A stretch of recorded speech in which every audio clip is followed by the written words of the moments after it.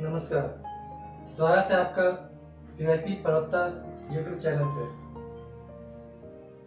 दोस्तों, जहाँ तक आज के दरमियान जो मैं वीडियो लाया हूँ, बुरे कर्मों का फल, बुरे कर्मों का क्या फल होता है, कैसा फल होता है, वही मैं आपको आज की वीडियो के द्वारा बताऊंगा। और वीडियो देखने से पहले यदि अभी तक आपने हमारे इस चैनल को सब्सक्राइब नहीं किया तो आपसे रिक्वेस्ट है कि अति शीघ्र आप सब्सक्राइब कर लें और बेल आइकन को दबाना नहीं भूलिएगा। जहां तक बुरे कर्म का फल आप लोग भी जानते होंगे, हर किसी न किसी अनुभव भी कुछ ना कुछ जरूर हुआ होगा। जो इसी जुड़ी मैं दिल्ली की एक घटना आपके सामने लेकर आया हूं, जो घटना एक मजदूर और डॉक्टर से जुड़ी हुई है। दिल्ली में एक मजदूर जो कि बिहार से चलकर आए हुए थे काम करने के लिए, और वो बड़ी मेहनत से किसी कंपनी में उनका सिलेक्शन हुआ।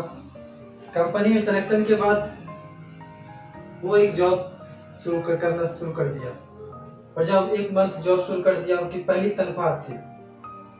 और पहली तनख्वाह की सैलरी लेके जब वो हाथ में कैश लेकर जब आ रहा था वापस रूम की तरफ, उसी बीच से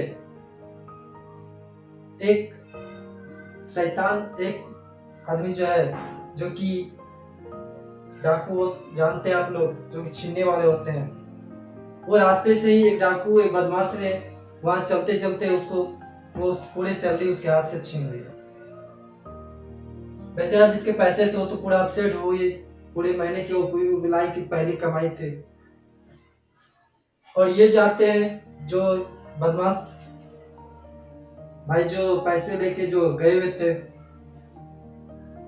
इनकी कहानी मैं बताता हूँ कि एक महीना हुआ नहीं इनके पैसे लिए हुए, इनकी हाथ में पूरी दर्द शुरू हो गई थी। जब हाथों में दर्द शुरू हुई, गए डॉक्टर के पास और देखे कि डॉक्टर ने उनको चेक किए, फिर बताया कि भाई ऐसी बात है, तुम्हारे हाथ में प्रॉब्लम है तो इसको चेकअप करवाना होगा।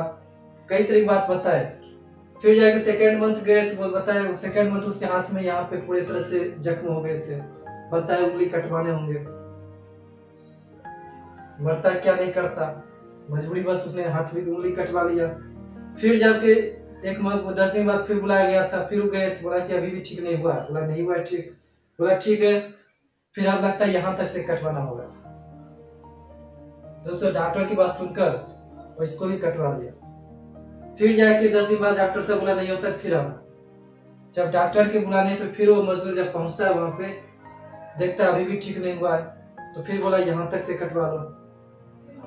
धीरे धीरे ऐसा हुआ कि 4 महीने के दरमियान में उसकी पूरी हाथ जा चुकी, काटते काटते यहाँ से यहाँ करते करते पूरे हाथ करीबन जा चुका था। तभी जाके उसके खास दोस्त, उस बदमाश के खास दोस्त थे, उनसे उनको मुलाकात होती है। उस बदमाश भाई को पूछते हैं, दोस्त ये तेरे साथ क्या हो रहा है? धीरे धीरे तुम्हारी पूरा हाथ जा रही है, आखिर क्या, कुछ कोई पाप तो नहीं किया है? बोला नहीं, मैंने तो पाप नहीं किया। बोला सोचो, कुछ तुम्हारे साथ कुछ वैसी गलती होगी, कुछ वैसे पाप किया है, तभी तो ऐसे हो रहा है। इसे बारे सोचो। फिर कुछ देर उसने सोचा, सोचते सोचते तब उसे बताया, हाँ भाई मैंने एक पाप किया था। एक दिल्ली से आ रहे थे, कंपनी से निकले थे मजदूर, उसके मैंने पैसे छीन लिए थे सैलरी के। बोला तो यही तुम्हारी पाप है। फटाफट तुम दौड़ो, जाओ और उसको मजदूर को ढूंढो और उससे माफी मांगो। वो क्या करता बदमाश, उसके पास दूसरा उपाय भी नहीं था। वो पूरी मेहनत से उसी कंपनी पास गया, डेली दिन खड़ा रहते 2-3 दिन जब लगातार खड़ा रहा, देखा फिर वही मजदूर बाहर निकला। बाहर निकलने के बाद उससे माफी मांगा, और माफी मांगने के उससे बोला, भाई मुझे माफ कर दे, मैंने तेरे सैलरी ले लिए थे, मुझे माफ कर दे, तेरे सैलरी देने के कारण शायद मेरी हाथें जा रही है। बोला हाँ भाई ऐसा तो नहीं करना चाहिए। बोला हाँ, तुम्हारे बताओ तेरे पास ऐसी कौन सी मंत्र है, तो कोई मंत्र जानता होगा या कुछ वैसे जादू होगी तेरे पास जो कि तूने मेरे ऊपर कर दिया और मेरी हाथ जा चुकी है। बोला भाई ऐसी बात नहीं है। वो मजदूर बताते भाई ऐसे मेरे साथ कोई बात नहीं है, बस तूने मेरे हाथ से सैलरी लेके चला गया, पैसे लेके चला गया, और हम ऊपर वाले इंसान से, ईश्वर से, ऊपर वाले भगवान से हमने एक ही से लाइन में बताया, भगवान जिसने मेरे पैसे ले लिया उसका ख्याल अब तुम रखना। दोस्तों यही बात सुनकर वो बदमाश सोच में पड़ गया। और इस कहानी के द्वारा मैं आपको यही कहना चाहता हूँ कि जो भी आप बुरे कर्म करते हैं उसके परिणाम यहीं पे मिलते हैं।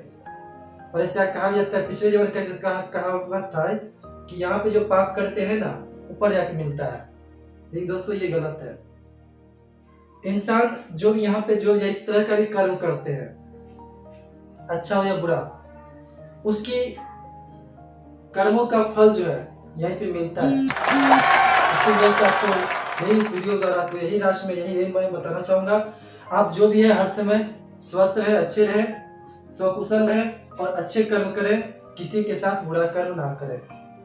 यदि आप किसी के साथ बुरा कर्म करते हैं उसको आप खुद को झेलना भी पड़ेगा।